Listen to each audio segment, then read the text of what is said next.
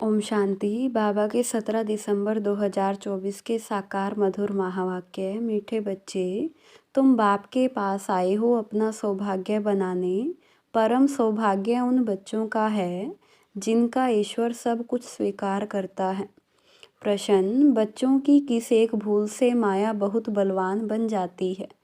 उत्तर, बच्चे भोजन के समय बाबा को भूल जाते हैं। बाबा को ना खिलाने से माया भोजन खा जाती है, जिससे वह बलवान बन जाती है। फिर बच्चों को ही हैरान करती है। यह छोटी सी भूल माया से हार खिला देती है। इसलिए बाप की आज्ञा है, बच्चे याद में खाओ। पक्का प्रण करो तुम ही से खाऊं। जब याद करेंगे तब वह राजी होगा। गीत है, आज नहीं तो कल बिखरेंगे यह बादल। ओम शांति। बच्चे समझते हैं कि हमारे दुर्भाग्य के दिन बदलकर अब सदा के लिए सौभाग्य के दिन आ रहे हैं। नंबरवार पुरुषार्थ अनुसार भाग्य बदलते ही रहते हैं। स्कूल में भी भाग्य बदलते रहते हैं ना, अर्थात उच्च होते जाते हैं। तुम अच्छी रीति जानते हो, अब यह रात खत्म होने वाली है। अब भाग्य बदल रहा है। ज्ञान की वर्षा होती रहती है। सेंसिबल बच्चे समझते हैं बरोबर दुर्भाग्य से हम सौभाग्यशाली बन रहे हैं, अर्थात स्वर्ग के मालिक बन रहे हैं। नंबरवार पुरुषार्थ अनुसार हम अपना दुर्भाग्य से सौभाग्य बना रहे हैं। अब रात से दिन हो रहा है, यह तुम बच्चों बिगर कोई को पता नहीं है। बाबा गुप्त हैं तो उनकी बातें भी गुप्त हैं। भल मनुष्यों ने बैठकर सहज राजयोग और सहज ज्ञान की बातें शास्त्रों में लिखी हैं, परंतु जिन्होंने लिखा वह तो मर गए। बाकी जो पढ़ते हैं वह कुछ समझ नहीं सकते हैं, क्योंकि बेसमझ हैं। कितना फ़र्क है। तुम भी नंबरवार पुरुषार्थ अनुसार समझते हो। सभी एक रस पुरुषार्थ नहीं करते हैं। दुर्भाग्य किसको सौभाग्य किसको कहा जाता है, यह सिर्फ तुम ब्राह्मण ही जानते हो। और तो सभी घोर अंधियारे में हैं, उनको जगाना है समझाकर। सौभाग्यशाली कहा जाता है सूर्यवंशियों को। 16 कला संपूर्ण वही है। हम बाप से स्वर्ग के लिए सौभाग्य बना रहे हैं, जो बाप स्वर्ग रचने वाला है। अंग्रेजी जानने वालों को भी तुम समझा सकते हो। हम हेवनली गॉड फादर द्वारा हेवन का सौभाग्य बना रहे हैं। हेवन में है सुख, हेल में है दुख। गोल्डन एज माना सतयुग सुख, आयरन एज माना कलयुग दुख। बिल्कुल सहज बात है। हम अभी पुरुषार्थ कर रहे हैं। अंग्रेज, क्रिश्चियन आदि बहुत आएंगे। बोलो, हम अब सिर्फ एक ही हेवनली गॉड फादर को याद करते हैं, क्योंकि मौत सामने खड़ा है। बाप कहते हैं तुमको मेरे पास आना है। जैसे तीर्थों पर जाते हैं ना, बोधियों का अपना तीर्थ स्थान है, क्रिश्चियन का अपना। हर एक की रस्म रिवाज अपनी होती है। हमारी है बुद्धि योग की बात। जहाँ से पार्ट बजाने आए हैं वहाँ फिर जाना है। वह है हेवन स्थापन करने वाला गॉड फादर। उसने हमको बताया है, हम आपको भी सच्चा पथ बतलाते हैं। बाप गॉड फादर को याद करो तो अंतमति सो गति हो जाएगी। जब कोई बीमार पड़ते हैं तो उनको सभी जाकर सावधान करते हैं कि राम कहो। बंगाल में जब कोई मरने पर होता है तो गंगा पर ले जाते हैं, फिर कहते हैं हरि बोल, तो हरि के पास चले जाएंगे, परंतु कोई जाता नहीं है। सतयुग में तो कहेंगे नहीं कि राम राम कहो या हरि बोल कहो। द्वापर से फिर यह भक्ति मार्ग शुरू होता है। ऐसे नहीं सतयुग में कोई भगवान या गुरु को याद किया जाता है। वहाँ तो सिर्फ अपनी आत्मा को याद किया जाता है। हम आत्मा एक शरीर छोड़ दूसरा लेंगे, अपनी बादशाही याद पड़ती है। समझते हैं हम बादशाही में जाकर जन्म लेंगे। यह अब पक्का निश्चय है। बादशाही तो मिलनी ही है ना। बाकी किसको याद करेंगे अथवा दान पुण्य करेंगे। वहाँ कोई गरीब होता ही नहीं जिसको बैठ दान पुण्य करे। भक्ति मार्ग की रस्म रिवाज अलग, ज्ञान मार्ग की रस्म रिवाज अलग है। अभी बाप को सब कुछ दे 21 जन्म का वर्षा ले लिया, बस फिर दान पुण्य करने की दरकार नहीं। ईश्वर बाप को हम सब कुछ दे देते हैं, ईश्वर ही स्वीकार करते हैं। स्वीकार ना करें तो फिर देवें कैसे? ना स्वीकार करे तो वह भी दुर्भाग्य है। स्वीकार करना पड़ता है ताकि उनका ममत्व मिटे। यह भी राज तुम बच्चे जानते हो। जब ज़रूरत ही नहीं होगी तो स्वीकार क्या करेंगे? यहाँ तो कुछ इकट्ठा नहीं करना है, यहाँ से तो ममत्व मिटा देना पड़ता है। बाबा ने समझाया है, बाहर कहाँ जाते हो तो अपने को बहुत हल्का समझो। हम बाप के बच्चे हैं, हम आत्मा रॉकेट से भी तीखी हैं। ऐसे देही अभिमानी हो पैदल करेंगे तो कभी थकेंगे नहीं, देह का भान नहीं आएगा। जैसे कि यह टांगे चलती नहीं, हम उड़ते जा रहे हैं। देही अभिमानी हो तुम कहाँ भी जाओ। आगे तो मनुष्य तीर्थ आदि पर पैदल ही जाते थे। उस समय मनुष्यों की बुद्धि तमो प्रधान नहीं थी, बहुत श्रद्धा से जाते थे, थकते नहीं थे। बाबा को याद करने से मदद तो मिलेगी ना, भल वह पत्थर की मूर्ति है, परंतु बाबा उस समय अल्पकाल के लिए मनोकामना पूरी कर देते हैं। उस समय रजो प्रधान याद थी तो उससे भी बल मिलता था, थकावट नहीं होती थी। अभी तो बड़े आदमी झट थक जाते हैं, गरीब लोग बहुत तीर्थों पर जाते हैं। साहूकार लोग बड़े भभके से घोड़े आदि पर जाएंगे, वह गरीब तो पैदल चले जाएंगे। भावना का भाड़ा जितना गरीबों को मिलता है उतना साहूकारों को नहीं मिलता। इस समय भी तुम जानते हो बाबा गरीब निवाज है, फिर मुझते क्यों हो, भूल क्यों जाते हो? बाबा कहते हैं तुमको कोई तकलीफ नहीं करनी है, सिर्फ एक साजन को याद करना है।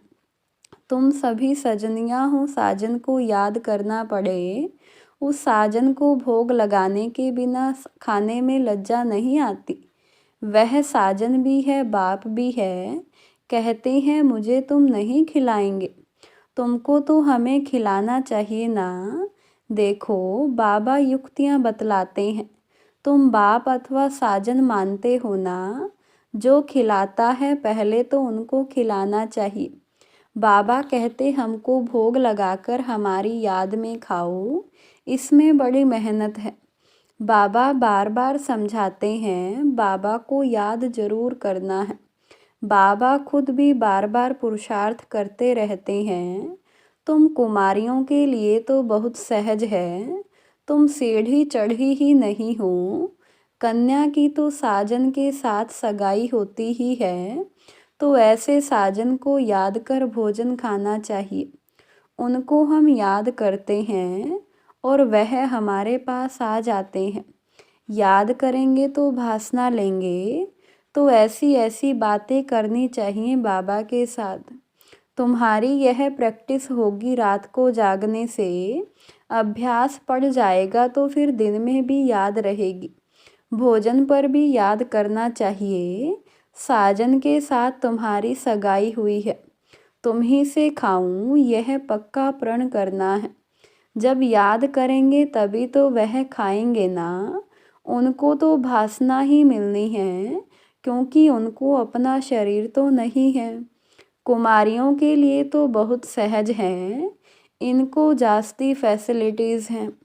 शिव बाबा हमारा सलोना साजन कितना मीठा है। आधा कल्प हमने आपको याद किया है, अभी आप आकर मिले हो। हम जो खाते हैं आप भी खाओ। ऐसे नहीं, एक बार याद किया बस, फिर तुम खुद खाते जाओ। उनको खिलाना भूल जाओ, उनको भूलने से उनको मिलेगा नहीं। चीज़ें तो बहुत खाते हो, खिचड़ी खाएंगे, आम खाएंगे, मिठाई खाएंगे। ऐसे थोड़ी शुरू में याद किया, खलास फिर और चीज़ें वह कैसे खाएंगे?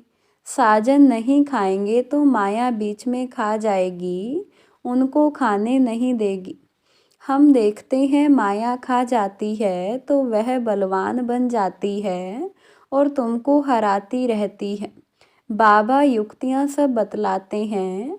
बाबा को याद करो तो बाप अथवा साजन बहुत राजी होगा। कहते हो बाबा तुम्ही से बैठूं तुम ही से खाऊं, हम आपको याद कर खाते हैं। ज्ञान से जानते हैं आप तो भासना ही लेंगे, यह तो लोन का शरीर है। याद करने से वह आते हैं, सारा मदार तुम्हारी याद पर है।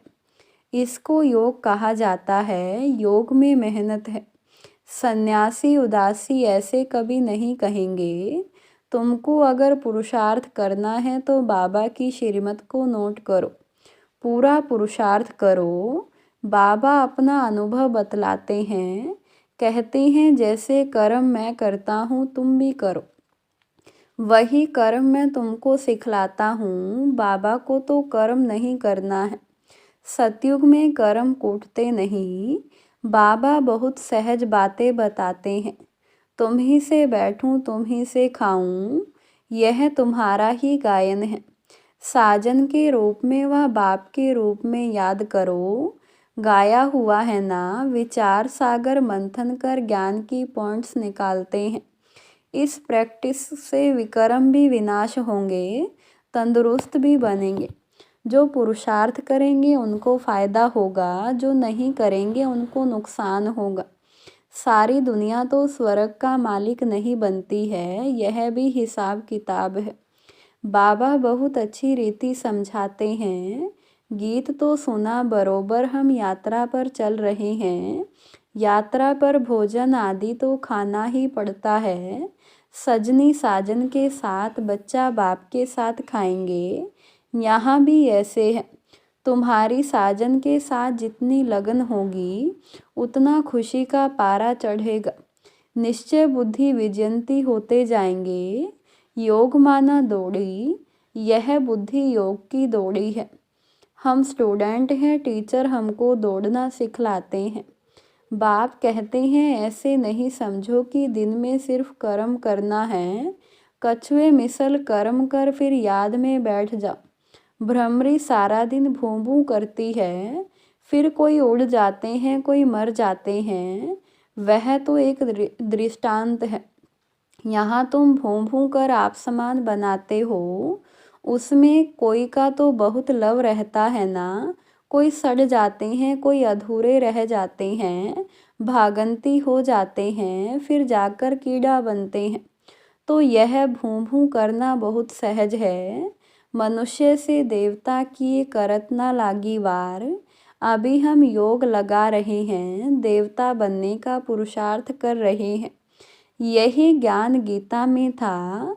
वह मनुष्य से देवता बनाकर गए थे। सतयुग में तो सब देवताएं थे, जरूर उन्हों को संगम युग पर ही आकर देवता बनाया होगा। वहाँ तो देवता बनने का योग नहीं सिखलाएंगे। सतयुग आदि में देवी देवता धर्म था और कलयुग अंत में है आसुरी धर्म।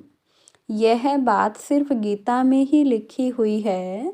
मनुष्य को देवता बनाने में देरी नहीं लगती है, क्योंकि एम ऑब्जेक्ट बता देते हैं। वहाँ सारी दुनिया में एक धर्म होगा। दुनिया तो सारी होगी ना, ऐसे नहीं चीन यूरोप नहीं होंगे, परंतु वहाँ मनुष्य नहीं होंगे। सिर्फ देवता धर्म वाले होंगे और धर्म वाले होते नहीं। अभी है कलयुग, हम भगवान द्वारा मनुष्य से देवता बन रहे हैं। बाप कहते हैं तुम 21 जन्म सदा सुखी बनेंगे, इसमें तकलीफ की कोई बात ही नहीं।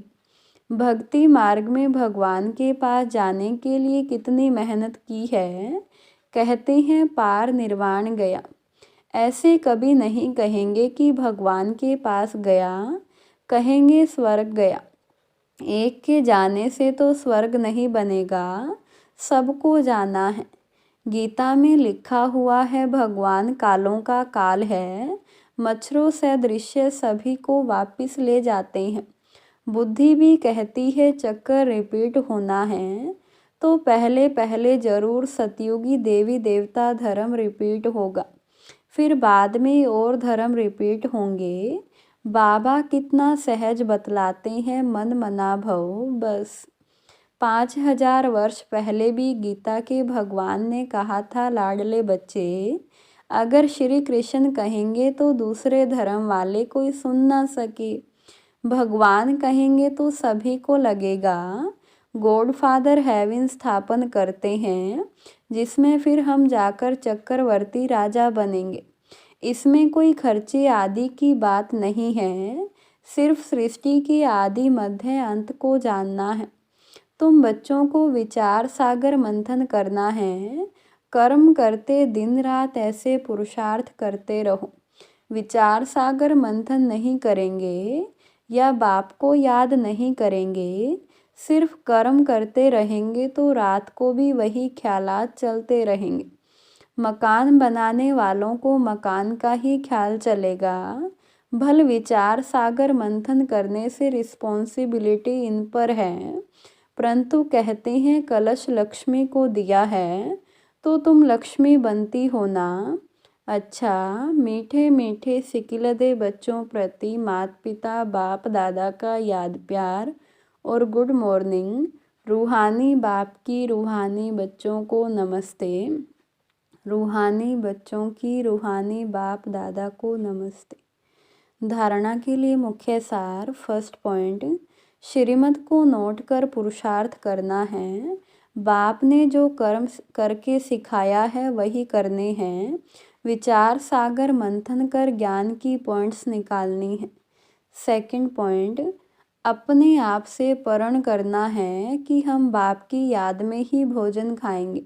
तुम ही से बैठूं तुम ही से खाऊं, यह वायदा पक्का निभाना है। वरदान, कर्म और संबंध दोनों में स्वार्थ भाव से मुक्त रहने वाले बाप समान कर्मातीत भव। आप बच्चों की सेवा है सबको मुक्त बनाने की, तो औरों को मुक्त बनाते स्वयं को बंधन में बांध नहीं देना। जब हद के मेरे मेरे से मुक्त होंगे तब अव्यक्त स्थिति का अनुभव कर सकेंगे। जो बच्चे लौकिक और अलौकिक कर्म और संबंध दोनों में स्वार्थ भाव से मुक्त हैं, वही बाप समान कर्मातीत स्थिति का अनुभव कर सकते हैं। तो चेक करो कहाँ तक कर्मों के बंधन से न्यारे बने हैं। व्यर्थ स्वभाव संस्कार के वश होने से मुक्त।